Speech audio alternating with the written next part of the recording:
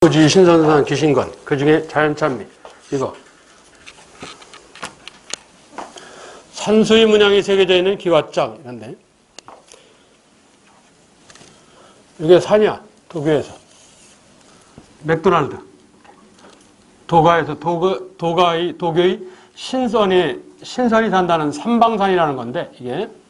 그리고 밑에 물이 흐르고, 그래서 산수, 이래. 산수의 문양이 새겨져 있는 기왓장. 이게 8개들이 한 세트, 이게 실물 크기인데, 이게 8개들이 한 세트야. 이게 기왓장인데, 대표적으로 산수의 문양이 새겨져 있는 기왓장. 그래서 산수, 자연찬미, 이렇게 보는 거예요. 백제. 그리고 또한, 자연찬미, 신라 화랑도라는 용어가 나오기 이전에 신라 화랑도의 대표 화랑을 사람과 달래서 풍월의 주연에서 풍월주 이랬어. 신라 화랑도의 옛 명칭이야. 그래서 신라 사회에도 뭐 도교적 색채가 널리 퍼져 있음을 이런다고. 그리고 또한 백제 성왕이 죽자 아들 위덕태자, 위덕왕이 흔히 창왕이라고도 하는데 아버지 영혼을 달래기 위해서 만들었다는, 원래는 백제 이 용봉, 금동, 향로라는 건데 줄여서 그냥 백제대양로 흔히 그러는데, 역시 백제. 거기 세 번째는 이거 백제대양로. 이게 64cm짜리인데 높이가, 여기 용이요. 그리고 이게 봉이고, 대통령 뒤에 문장에 순놈, 봉, 암놈항에서 상상의 동물은 암수 한 쌍이 다니는 거로 되어 있거든. 원앙, 암놈, 원, 순놈, 앙. 이래서 원앙이라는데, 그래서 순놈, 봉, 암놈, 황, 그리고 무궁화 이렇게 되어 있다고, 대통령 문장이. 그 중에 그 서양에서는 이건 피닉스, 불새라고 그러는데, 봉이야, 동양에서는 주작, 도교에서는 얘기하기도 하는데, 그래서 용봉, 기능, 향로. 그래. 중간에 뚜껑을 열고 향을 피우면 22군데 구멍에서 향이 피어오르게 돼 있어. 여기 입을 포함해서. 그리고 여기 5명의 악기 타는 신선이 새겨져 있고, 20여 명이 신선 그림이 위에 새겨져 있어. 그리고 이상세계인 자연의 그림이 있고, 그리고 여기 수련, 연꽃 문양이 있고. 연꽃은 어느 종교와 관련이 있느냐? 불교. 그렇지. 위에는 도교. 그렇다고. 그래서 이 백제 대학농은 불교와 도교가 복합, 같이 섞여 있어. 불교도 보이고, 그리고 도교도 보이고. 연꽃하고 불교가 관련 있는 건 나중에 기회를 담은 얘기할게. 그리고, 허무한 인생이야 해서 허무지. 이건 하나밖에 없어. 백제 멸망 6년 전에 성씨가 사택이고, 이름이 지적인 상자평, 국무총리를 역임한 사택지적이라는 사람이 있어. 자기가 나이가 60이 넘어서 퇴직을 해가지고, 아들, 손자, 증손자 잘 먹고 잘 살라고. 이걸 비보라고 그래, 비보. 도울비, 도울보. 그래서 비보사찰, 절을 만들었어. 후손의 행복을 위해서.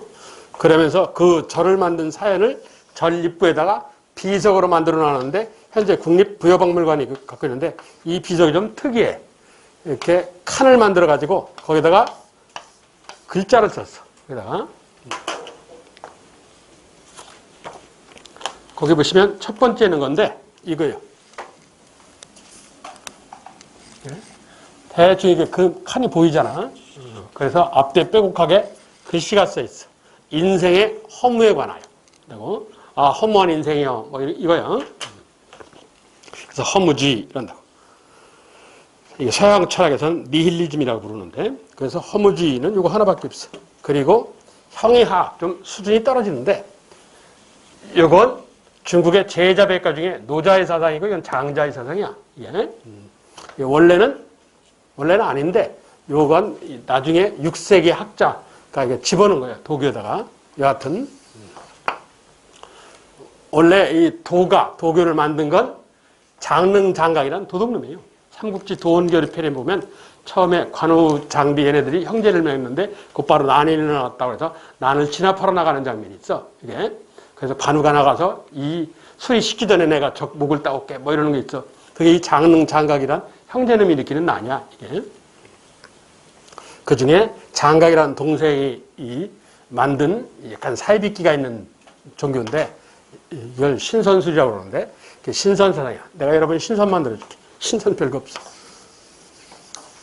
우리나라는 70%가 산이니까, 사람이 산에 살면 신선이야. 단 내려오지만 마. 그러면 신선되는 거야. 나는 다리도 아프고 신선될 마음도 없어. 그래서 나는 산과 산 사이에 살아. 여기를 뭐라 그러냐? 산과 산 사이가 계곡이지. 그래서 여기를 뭐라 그러면 사람이, 여기 한자로 계곡곡자야. 여기 사람이 산과 산 사이 계곡에 살아. 그래서 이걸 합치면 뭐가 되냐? 속이라는 글자가 돼. 그래서 속의 세상이라고 그러지. 이걸 뭐라 그래? 속세라고 그러지. 속세. 그런다고. 그러니까 인간이 산에 올라가면 신선이야. 신선 별거 없어. 자, 신선사상이야. 그래서 이건 일반 백성들 사이에 다 있어. 먼저 고구려. 중국 사람들이 생각하는 상상의 동물로 동서남북을 지킨다는 1000년 이상 사는 관념상 1000년 살면 인간이 아니잖아. 그래서 신선사 이런 거밖에. 요 사신도라는 건데 이건 고구려에도 있고 백제에도 있어요. 사신도 이런 거. 동쪽을 지칭하는 색깔이 청색, 서쪽을 지칭하는 사람이 백색, 남쪽을 지칭하는 색깔이 붉은색, 북쪽을 지칭하는 색깔이 검은색, 정중앙은 황금색. 전에 내가 이랬어. 이걸 오방색. 이런다 그랬어. 동쪽을 지킨다는 1000년 이상 사는 관념상의 동물, 용이 있어. 동쪽이 청색이기 때문에 동청룡이라는 거예요. 서쪽은 이 이마에 뿔이 하나가 있는 입에서 불을 뿜는 호랑이가 있어요. 그래서 서백호 이러고, 남쪽은 붉은색 공작에서 주작 이러고, 북쪽은 검은색, 검을 현자로 써서 현무 이러고, 정중원 황룡 이러고.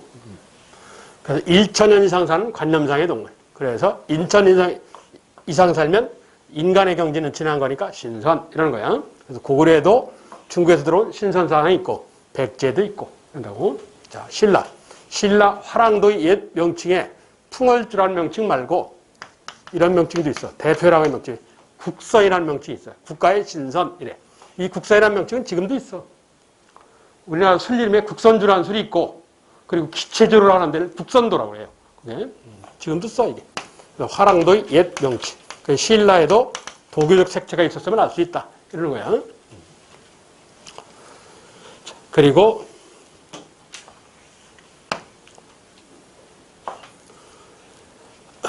고구려 투라는 발해. 발해에 가면 발해 문왕의 넷째 딸에 정효공주라는 여자가 있어. 그 정효공주 1980년 무덤에서 발견된 건데, 그래서 오래 살게 해주세요 해서 불로장생이라고. 죽지 않고 오래 산다고. 이건 발해 문왕의 넷째 딸인 정효공주 무덤에서 출토된 묘지석에서 나와. 이름은 길은데, 일반적으로 묘지석이 이렇게 생겼거든요.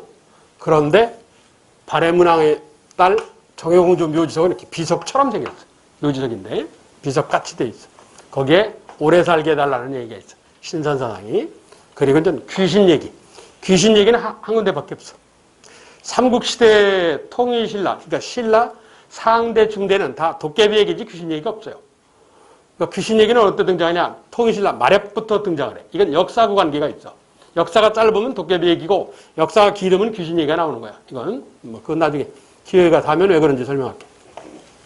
자, 이 귀신 얘기인데 이건 써놓고 설명할게. 매직권 혹은 묘지석 혹은 무령왕릉 뭐라고 쓰든 상관이 없어. 뜻만 통하면 되니까. 1971년 7월에 공주에서 무령왕릉이 발견됐어. 그래서 여기서 2장의 묘지석이 나왔어. 그런데 이 묻힌 사람 이름이 나왔어. 사마라고. 일본말로 시마. 다케시마. 섬을 시마라고 그러는데. 그래서 고대 왕의 무덤 중에 묻힌 것을 정확하게 알려주는 건 이 무령왕릉 하나밖에 없어요. 나머지는 다 추정이야. 선덕여왕 무덤인 것 같다. 이렇게 추정을 하는 거야. 그리고 고구려의 그 광개토대왕 무덤 정확하게 어딘지를 몰라요. 그래서 장군청 이러잖아. 그렇게 애매하게 그냥 장근총이라고 하지 누구라고 안 하잖아. 그게 누가 붙였는지는 몰라요. 그게. 근데 정확하게 알려주는 무덤은 이거 하나밖에 없어요. 그래서 무령왕릉 이런다고. 왜? 그 어렸을 때 이름인 사마라는 게 나왔기 때문에. 이 묘지석에서.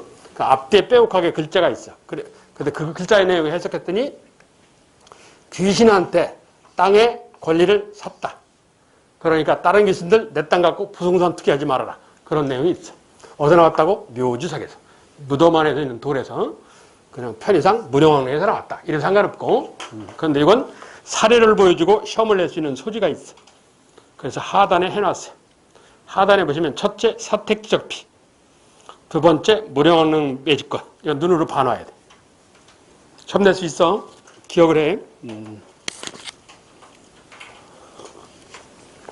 그 바로 위에는 첫 번째가 사택지적비, 두 번째가 주작도, 세 번째가 백제대양로, 네 번째가 그 매집권이 써있는 무령왕릉 묘지석.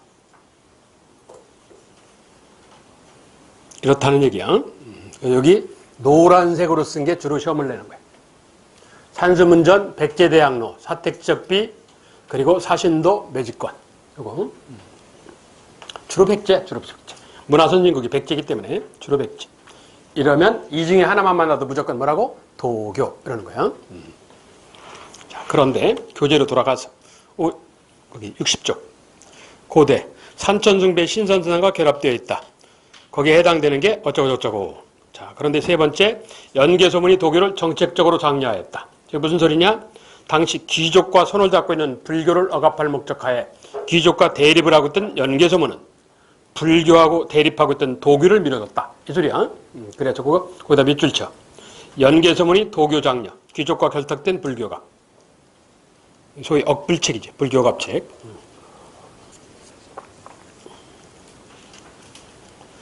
그랬던 것이 신라 말기에 사회가 혼란스러우니까 이 도교가 성행을 해. 이 도교는 사회가 혼란하면 유행을 해요. 어떤 사회든지. 대개 국가 종교가 도교인 나라는 대개 망해요. 그 대표적인 나라가 당나라예요. 신라 말 사회가 혼란스러웠자 도교와 노당사상이 유행한다.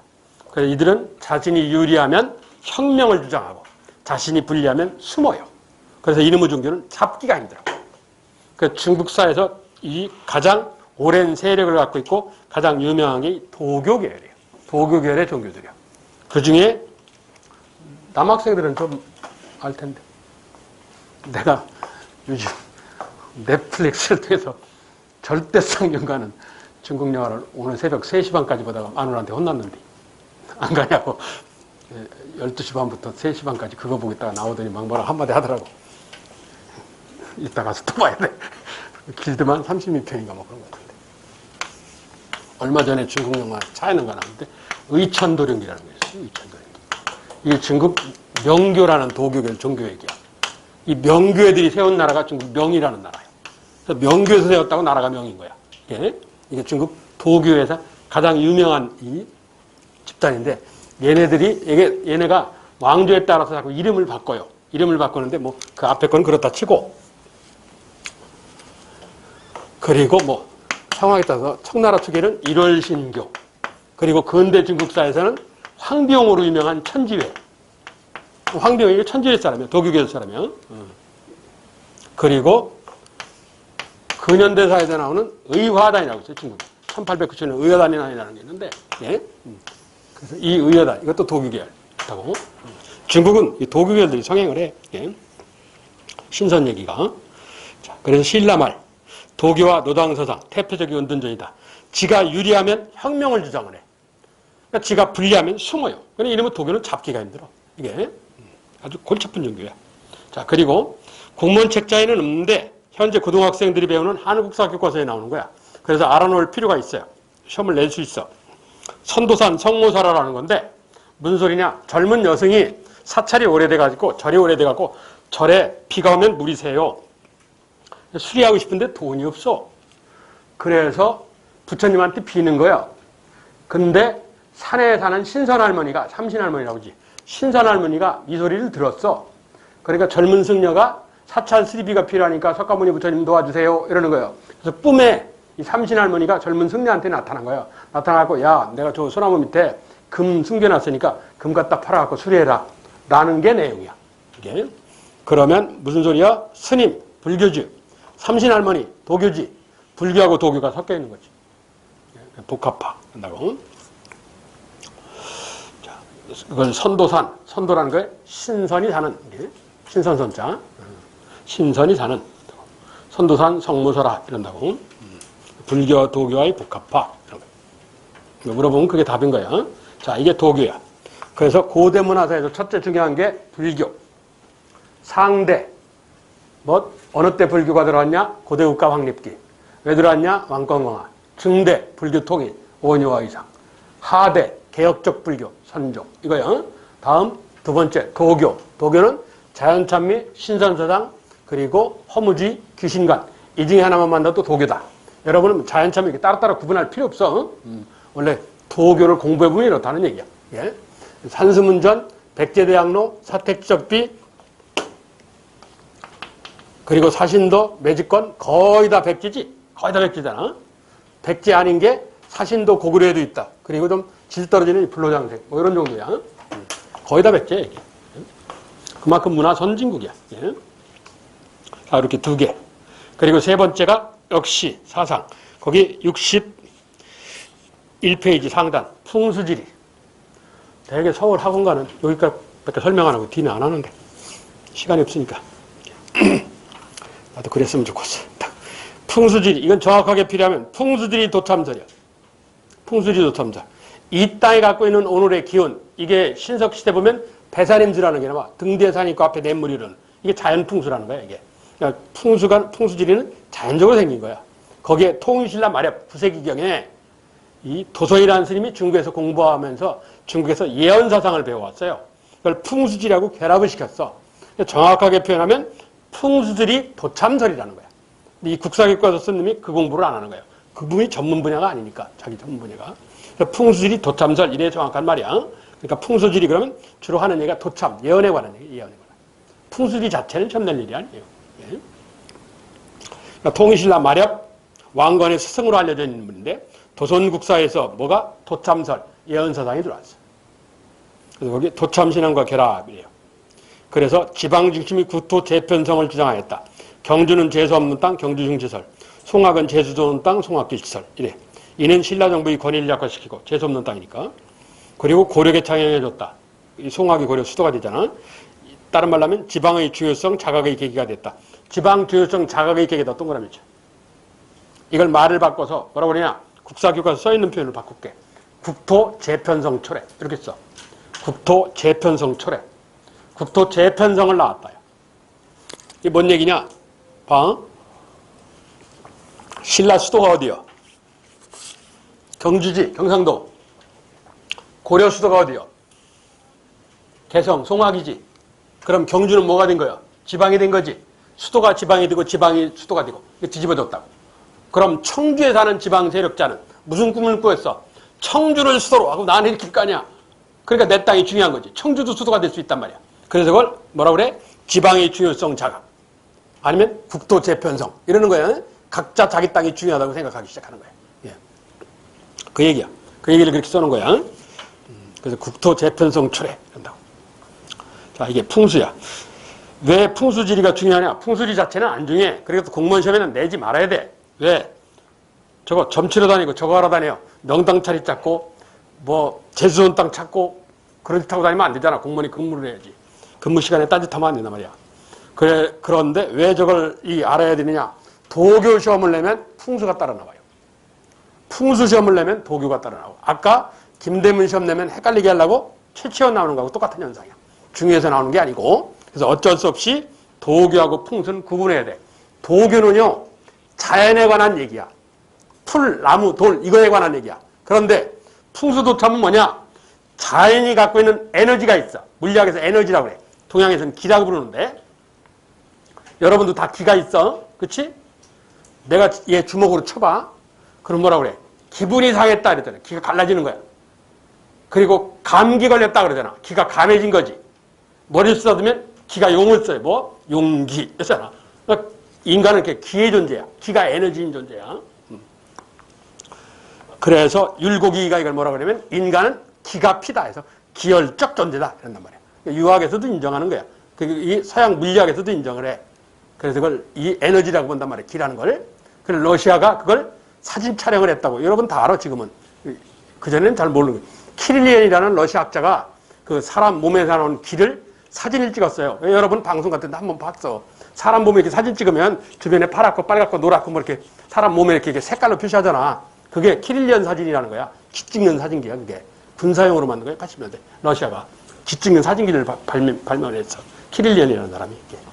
그렇게 인간은 기가 기 존재인 사람이야. 몸에서 나오는 에너지를 얘기하는 건데 그 기에 관한 얘기예요. 기에 관한. 그래서 친구를 사귀어도 나한테 도움이 되는 친구가 있고 도움이 안 되는 친구가 있고 그럴 수도 있단 말이야. 그게 집도 나한테 도움이 되는 집이 있고 도움이 안 되는 집도 있고 장소도 그렇고 그래서 뭐 빌지 재수없는 땅 있고 흉지 재수 나쁜 땅 있고 그래서 뭐 흉갓집도 있고 그렇잖아. 자기가 이렇게 가보면 어떤 건물이 그 황량해 보이는데 앉으면 편안한 느낌이 드는 데 있어. 거긴 좋은 데야. 나한테 맞는 거야. 남이 뭐라고 하든 간에.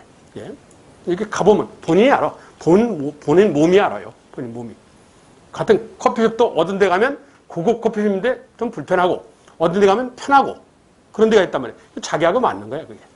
그런 걸 잘 느껴야 돼. 그게. 인간은 기혈적 존재야. 이걸 그냥 천시에서 무시할 일이 아니야. 이 과학적인 논리이기 때문에. 잘 이용을 하라고. 자, 이게 풍수 얘기야.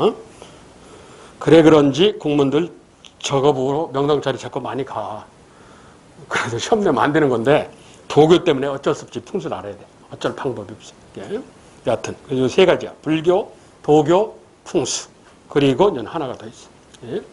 내가 강조하는 건 일단 불교, 도교야. 풍수는 도교 때문에 따라놓은 거니까.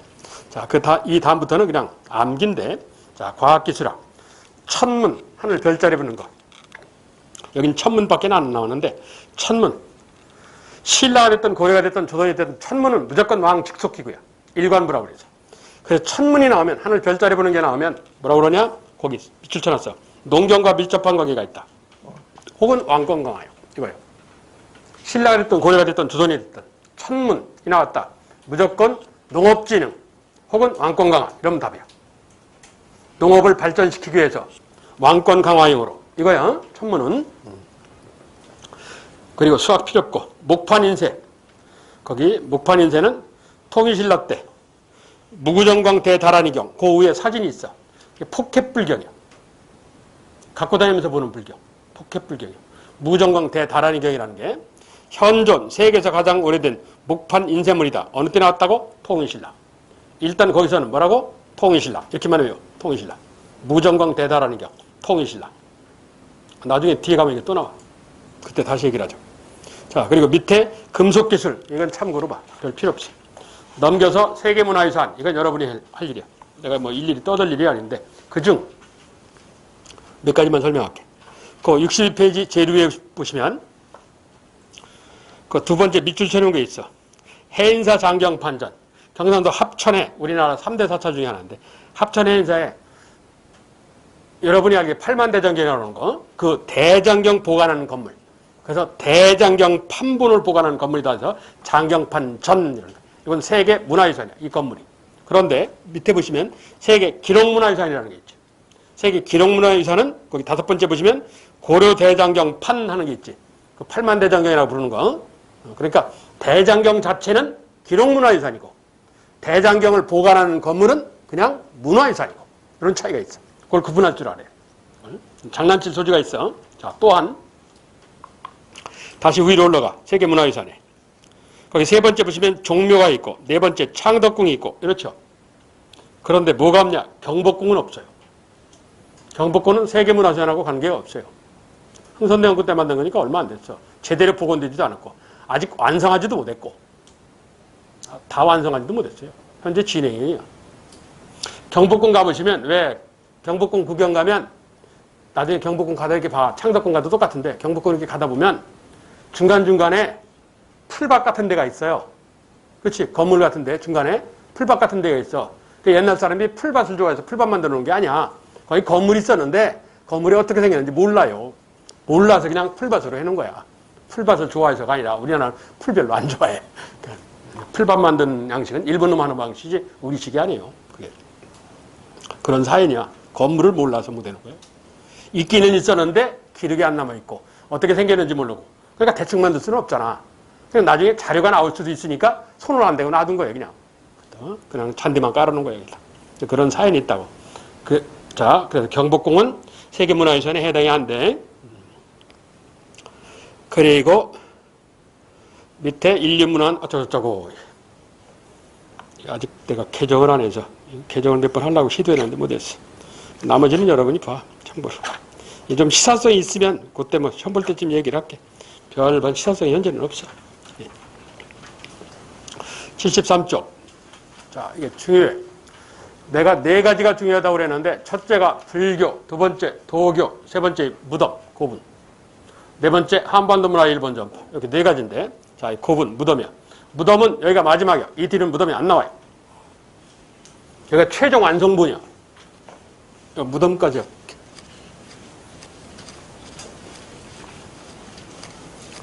무덤은 능하는 게 있어. 능이란 왕하고 왕비 무덤을 능이라고 불러. 이건 수도 서울에서 직선거리로 왕궁을 기준으로 40km 안에 있는 게 원칙이야. 원칙이 그렇다. 원칙이. 꼭 그대로 지켜준다고 보기는 어렵지만 대체적으로 지켰어요. 예. 그리고 청은 무덤의 주인공을 몰라요. 그게 총이야. 그리고 나머지는 그냥 묘 이런 거고 옛말로 고분, 요즘 말로 무덤 그런 거예요. 여하튼 선사시대는 전에 한 얘기, 구석기 시대는 죽음을 몰라서 무덤이 없다 이랬지. 신석기 시대 가서야 인간이 죽음을 알았다. 죽음을 알아서 무덤이 나왔다. 근데 그때는 주로 아직 이동생활할 때라 일부 농경이 나오긴 나왔어도 그냥 땅 파고 묻고 끝나는 거야. 그래서 구덩이를 파고 묻었다 해서 구덩무덤 그런다고 했어. 청동이 가야 지배피지배 차별이 나타나잖아. 지배자형 무덤, 고인돌. 피지배자형 무덤, 돌을 무지무지하게 돌무지 무덤 이런다고 했어. 그러면서 연매왕국으로 유명한 초기철기 때 이 고인들이 내려왔다가 고조선 멸망과 함께 사라지지. 그러니까 얘만 남은 거예요. 돌무지만. 자, 돌무지 무덤. 그러면서 철제목이 철제 농기구의 전파 덕분에 생산력이 증대돼서 경제적인 여유가 생겨요. 경제적인 여유는 심적인 여유를 갖다 줘. 그래서 땅을 널찍하게 파는 거야. 그래서 흙을 넓게 팠다 해서 널무덤 이래. 널무덤 이런다고. 그런데 내가 하나 중요한 거 외워야 될 게 있다고 그랬어. 여기 무덤에서. 일본 천안가 무덤의 원조가 되는 무덤이 있다. 그걸 뭐라고 그런다고? 일본 천안가 무덤이 이렇게 생겼단 말이야. 아이고. 이렇게 생겼다고. 이걸 전방 후원본이라고 그러는데 발견되는데 이런 형태로 발견된 게 있다고 그랬잖아. 그게 뭐라고? 죽음이라는 거다. 이게 어디서 나왔다고? 말에서 나왔다. 이걸 필히 외워라 이랬죠. 이건 필히 외워야 돼.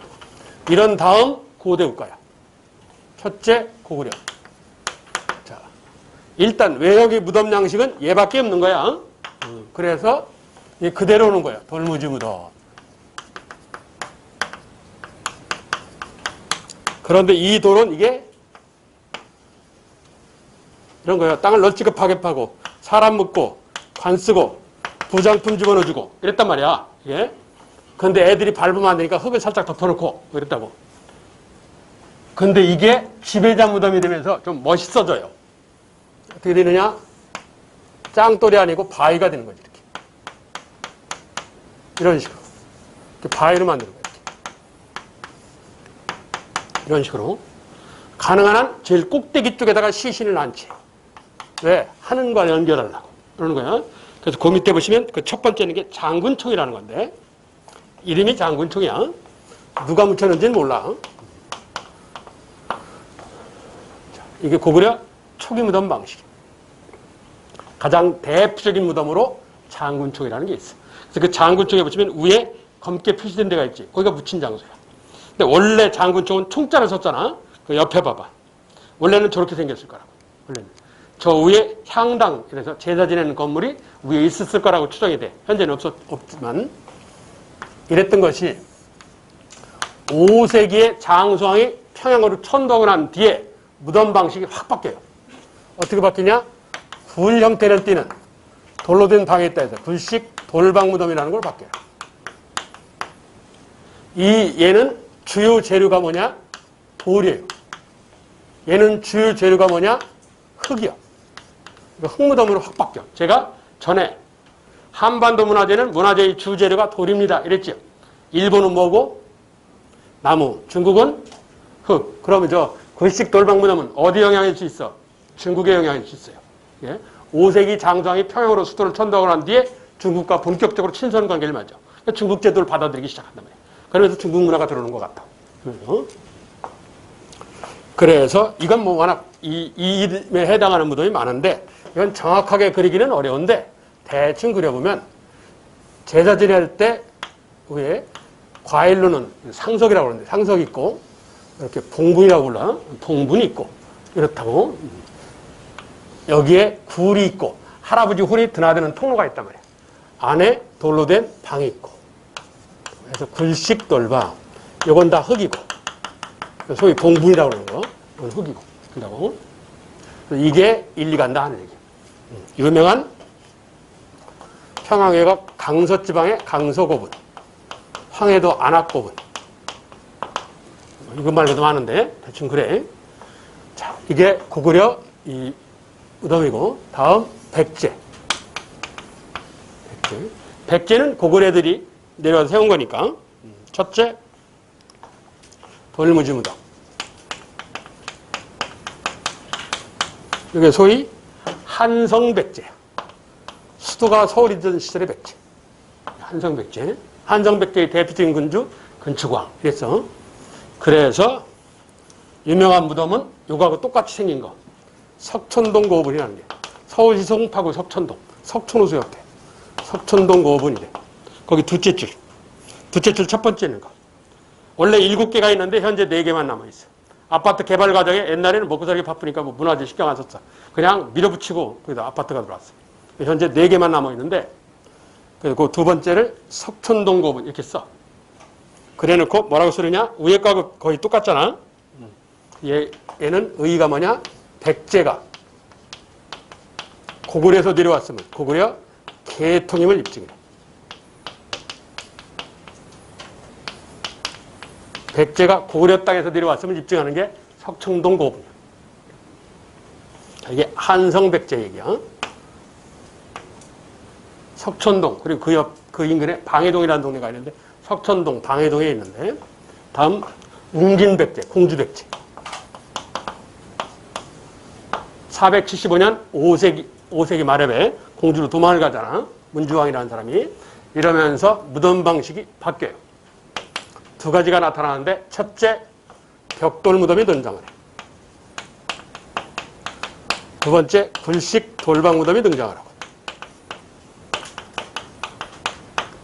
자, 이 벽돌 무덤은 벽돌은 주 재료가 뭐야? 돌이야 흙이야? 벽돌이라는 게 재료가 뭐냐? 흙이냐 돌이냐? 흙이야. 흙을 단단하게 돌처럼 한 게 벽돌이야. 원재료는 흙이야. 그래서 이건 재료가 흙이에요. 흙은 어디 거라고? 중국. 중국 특히 양직공주로 유명한 남쪽 왕조 양이라는 나라. 대표적인 예를 들어봐라. 무령왕릉.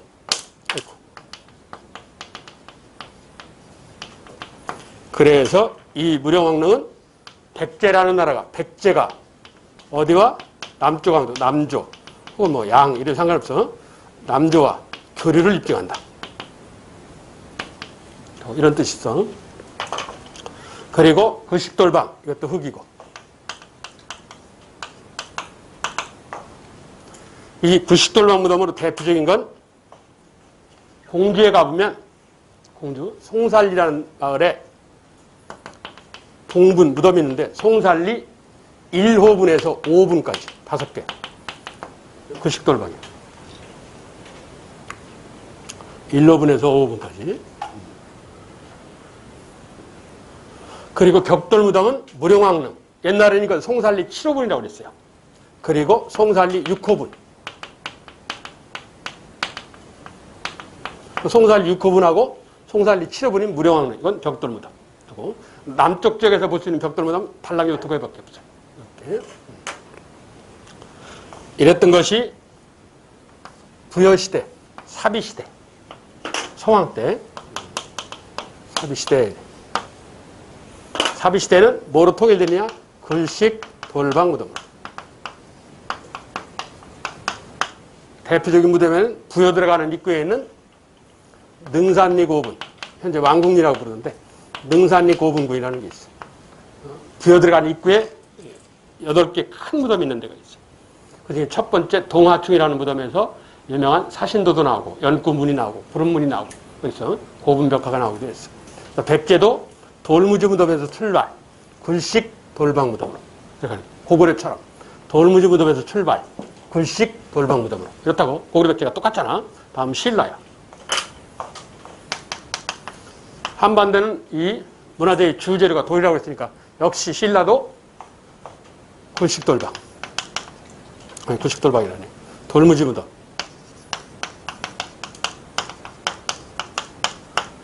요게 삼국시대 신라, 상대. 상대. 그런데 남쪽은 땅이 푸석푸석하니까 나무뿌리 뱀이 들어오지 말라고 돌무지는 돌무지인데 널판대기를 덧붙여 놨어요. 그래서 얘는 돌무지 덧붙였다 널판대기를 해서 덧널. 돌무지 덧널 무덤이라고 해요. 무슨 소리냐? 거기 해놨는데 이 얘기요. 땅을 널찍하게 파고 사람 묻고 관 쓰고 도서장에 쓰라고 부장품 집어넣어주고 그런다고. 그리고 짱돌을 애들이 올라가서 밟고 이러면 안 되니까 살짝 흙을 올렸단 말이에요. 그런데 나무뿌리 뱀이 이렇게 들어오면 안 되니까 여기다가 이중장치란 거지. 나무 박스를 두툼하게 된 거예요. 그래서 널판대기를 덧붙였다 해서 덧널. 돌무지는 돌무지인데 널판대기. 돌무지 덧널 무덤이야. 신라는 후적 때문에 아직 이 바위가 아니고 짱돌이야. 한 박자가 떨어져. 여기처럼. 그래서 돌무지 덧널 무덤. 이걸 기억하셔야 돼. 이걸. 돌무지 덧널 무덤 하는 거야. 이거를. 이게 어느 때라고? 삼국시대 신라. 소위 상대야. 자, 이 무덤 양식으로 유명한 무덤이 있어. 유명한 무덤이 뭐가 있냐? 호명그릇이 나온 거로 유명한 호우총. 호명그릇으로 유명. 고구려와 신라와의 친선 이거. 그리고 천마도란 그림이 나온 거로 유명한 천마총. 옛날엔 신라 155구분이라고 불렀는데 천마도란 그림으로 유명한 천마총. 그리고 금관이 나온 거로 유명한 이 경주의 가장 큰 무덤 황남동에 있는 황남 큰 무덤이다. 대총. 금관. 그리고 유리병이 나오고 그랬어. 5세기 후반 소지왕 부부무덤으로 추정한다고 그랬잖아. 뭐 이 이외에도 뭐 여러 개가 있어. 금관 나왔다. 금관총 보는 것도 있고. 이 세 개는 알아야 돼. 이게 삼국시대 신라 얘기야. 이랬던 것이 정확하게는 삼국통일기인데 편의상 통일신라. 통일신라. 중대하대. 중대해도 되고 하대도 되고 상관없어. 통일이고 통일신라에.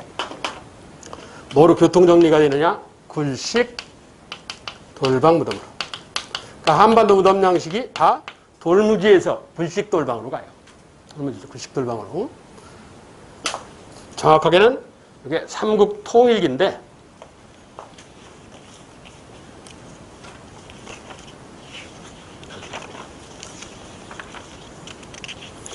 얘기 안 하려고 뺐을 텐데.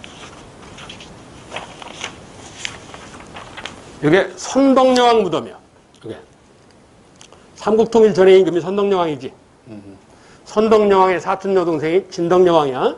그 진덕여왕 뒤에 김춘추가 나오고 김춘추가 백제 멸망시키고 김춘추들 문무왕이 삼국통일하고 이런단 말이야. 삼국통일 좀 전혀 선덕여왕이라는 사람은 선덕여왕 무덤인데 이게 지금 현재 선덕여왕 무덤으로 추정을 하는 무덤이요. 경주 남산에 있는 무덤인데 동분이 있고 여기에 이렇게 이 흙이 무너지지 말라고 밑에 이렇게 돌을 댔단 말이야. 무덤 둘레다가 돌을 댔다. 이걸 편의상 둘레돌이라거든. 통신라는 굴식돌방, 돌무덤에 무덤 둘레가 돌을 댔다 해서 둘레돌 이런다. 요거에 해당되는 게 선덕여왕 무덤이 있다 이게. 그런데 이걸 댔더니 이거 멋대가리가 없는 거야. 시간이 지나면서 여기다가 동물을 새긴 거야. 한 칸씩 건너뛰어서. 예? 그러니까 12지신상이라고. 자축인묘진상. 이거 12진상. 요 무덤 방식으로 처음 등장한 게 김유신묘야. 죽어서 홍무대왕으로 왕으로 추정이 되는데 김유신묘, 경주 외곽에. 김유신묘에 12진상이 처음 나왔어. 그래서 얘는 통일신라 때 등장을 해서 고려를 지나 조선까지 계승이 됐어. 조선 세종대왕 무덤도 이렇게 됐다고. 조선 고종황제 무덤도 이렇게 됐고. 통일신라에서 조선까지 계승. 뭐 둘레돌을 두르고 12진상. 요게. 그리고 원효의 불교 대중화의 영향을 받아서 불교식 화장법이나 흔히 불교용어로 답이라고 그러는데 바베큐 하는 거, 바베큐. 사람 바베큐 하는 거. 예? 내가 죽어서 동해의 용왕에 대해서 해서 가장 대표적인 무덤으로는 문무왕릉이라는 게 있어. 대왕암 하는 거. 일명 대왕암이라고 부르는 거.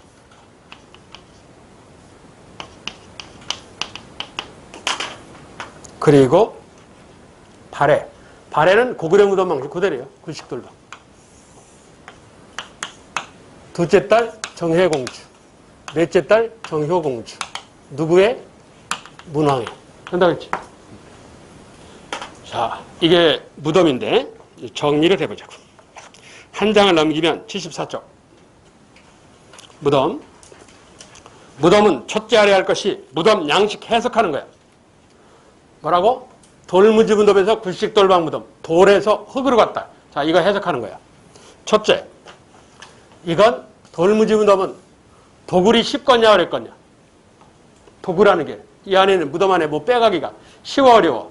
어렵지. 저 바위 다 드러내야 돼. 그럼 저게 공사하는 거지 도굴하는 거냐. 그렇지? 그러니까 도굴이 거의 불가능해. 도굴이 불가능하다는 것은 뭐가 남아있을 수 있다? 부장품이 남아있을 가능성이 있어요. 도굴을 안 당했으니까. 순우리 말로 껴묵거리라는데 부장품이 있을 수 있어. 예. 자, 다음 이 굴식돌방 무덤. 얘는 도굴의 가능성이 높아요. 왜? 윤리 사람 들여보내면 되니까. 불이 있다고 그랬잖아. 4살, 5살 꼬맹이들 들어가면 들어갈 수 있는 정도야. 그게. 그래서 도굴의 가능성이 높아서 부장품이 남아있을 가능성이 없어요. 세상사는 일장일단 있어. 얘는 도굴을 안 당해. 얘는 도굴을 당해. 이렇다고. 얘는 도굴을 안 당하는 대신에 뭐가 없냐? 벽화가 없어. 무덤 안에. 벽화가 없어요. 왜?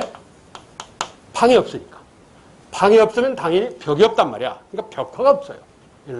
얘는 도굴을 당하는 대신에 뭐가 있어? 벽화가 있어. 왜? 방이 있으니까. 이런다고? 벽화가 있으니까. 일장일단 있는 거야. 첫째, 그거요. 벽화가 있냐 없냐 하는 얘기야. 벽화가 있냐 없냐. 돌무지 무덤에는 방이 없는 관계로 벽화가 없어요. 그걸 기억하셔야 돼. 돌무지 무덤에는 방이 없는 관계로 벽화가 없다. 그런데 그 밑에 보시면 2번 고구려 장군총. 얘. 그럼 얘는 도굴을 안 당한다. 그래서 부장품이 남아있을 수 있다. 이랬지. 이건 원칙이고 장군총에는 부장품이 없어. 왜 없냐? 처음부터 안 넣었어. 왜 안 넣는지는 몰라. 기록이 없어갖고. 이게 누구 무덤인지도 모르니까 왜 부장품을 안 집어넣는지는 모르겠는데 여하튼 부장품이 없더라고. 넣지를 않았어. 넣지 않았다. 그걸 좀 기억해야 돼. 예외지만 기억해야 돼. 일반적으로 뭐 돌무지 무덤, 이 무덤은 부장품이 남아있을 수 있다. 도굴을 안 당하기 때문에. 그러나 장군총이라는 돌무지 무덤은 부장품이 없더라. 왜? 처음부터 안 넣었기 때문에. 이런 예외가 있어. 자, 그게 첫째 알을 것이고 두 번째, 백제에서 알을 것은 뭐 송산리 고분. 뭐라고? 백제가 고구려 계통임을 입증. 이거야. 그걸 외워야 돼. 세 번째, 공주 유명한 문영왕릉. 이건 뭐라고? 백제와 어디? 남조와의 교류. 혹은 뭐 양나라와의 교류 이걸 입증한다고 그랬어. 백제와 남조광조 양나라와의 교류를 입증한다. 거기 세 번째. 다음 네 번째 될 것이 신라 상대 삼국시대 신라. 신라 상대의 무덤 양식 뭐 돌무지 덧널 무덤. 돌무지 덧널 무덤. 이게 삼국시대 신라야. 통신라가 아니고 삼국시대 신라의 무덤 양식 돌무지 덧널 무덤. 여기에 해당하는 무덤으로 유명한 게 호우총, 천마총, 황남대총 같은 게 있다. 그렇게 네 가지. 그리고 전에 얘기한 건데 다시 한번 강조를 하면 이건 전에 얘기한 건데 거기 74페이지 발해. 발해 문왕의 둘째 딸 정혜공주, 넷째 딸 정효공주 이랬잖아. 정혜공주는 할아버지 중국하고 대립관계가 있던 뭐 무왕이라는 사람 때 어린 날을 보냈기 때문에 뭐 고구려적 색채가 강하다. 그 대표적인 예가 모주림 천정구조, 모서리 죽이는 거. 그리고 넷째 딸 정효공주는 아버지 문왕 중국하고 친선 관계를 맺은 문왕이 왕이 된 시절에 어린 날을 배웠기 때문에 무덤 안에 중국식 색채가 많이 나타난다. 한다고. 자, 그래서 그거에 관한 설명인데 거기 정효공주 무덤. 하단에 보시면 둘째 줄 오른쪽에 발해 정효공주 무덤 위에 벽돌전자 전탑. 지금은 저렇게 안 돼 있어. 전탑은 지금 없어졌어. 없어졌고 저 안을 들어가 보면 어떤 애더라? 앞에 장 하단에 보시면 들어가는 계단 있지. 그리고 오른쪽은 들어간 거야. 들어가면 어떻게 되냐? 이렇게 돼. 자, 이게 들어간 거예요, 지금. 들어가 이쪽으로 계단 타고 내려와서 들어가 봤어. 봤더니 이렇게 3면에 그림이 있는 거야. 3면에. 그리고 이외에도 그림이 있고 요게 아까 얘기한 좀 이름이 길은 정효공주 무덤에서 출토된 요지석이야. 비석처럼 생긴 겁니다. 네. 이쪽 면에는 이쪽 보이는 쪽 이쪽 면에는 그러니까 이게 3면에 그림이 있는 거야. 여기까지 그림 있는 거고 그리고 이쪽 들어온 쪽 이쪽 면에는 벽돌이 돼 있어. 그러니까 한쪽에 포인트 벽장 강조한 것처럼 이쪽만 벽돌이야. 나머지는 회벽이고. 그러니까 이걸 벽돌 무덤이라고 하면 틀려요. 벽돌 양식 이래야 정확한 말이야. 벽돌 무덤이라는 것은 전체가 벽돌이어야 되는데 전체가 벽돌이 아니잖아. 눈으로 보이잖아. 저게 만약 벽돌 무덤이면 어떻게 되냐? 자, 봐. 이게 벽돌이야, 이게. 이게 지금 벽돌에다 그림을 그려놓은 거라고. 이게 송수할 육후분이라는 공주, 송수할 육후분에 있는 건데 거기에 이제 나온 사신도야. 벽돌이 표시가 나잖아. 벽돌에다 그림을 그리려면 벽돌에는 그림을 못 그려요. 그러니까 어떡하냐? 여기다 진흙을 발랐다고 그림 그릴 장소에다가. 그래 놓고 이거 그림을 그려놓은 게 이게 황룡이야. 하여튼 좀 수준이 떨어지긴 해도, 여하튼. 그런데 이건 이렇게가 안 돼 있고 완전히 회벽이잖아. 이런 회벽 아니야, 이게. 그러니까 이게 3면은 회벽이고 이쪽 면만 벽돌이야. 그러니까 벽돌 무덤이라면 틀리고 벽돌 양식이라고 그래, 정확하게. 그러니까 이게 공무원 책자는 다 벽돌 무덤 그러는데 엄밀하게는 벽돌 무덤이 아니에요. 벽돌 양식 그래야 정확한 말이야. 예? 여하튼 그렇다 하는 얘기. 그래서 거기서 중요한 건 정혜공주는 고구려적 색채, 정효공주는 당색채가 보인다. 이거야. 전 시간에 떠든 얘기야. 요게 이 중요한 무덤이야. 무덤은 말하고 돌무지 무덤에서 불식 돌방 무덤. 돌에서 흙으로. 이게 포인트야. 돌에서 흙으로. 예. 그렇게 알아야 돼. 쉬었다가 75페이지에서부터 문화사 나머지. 쉬었다 합시다.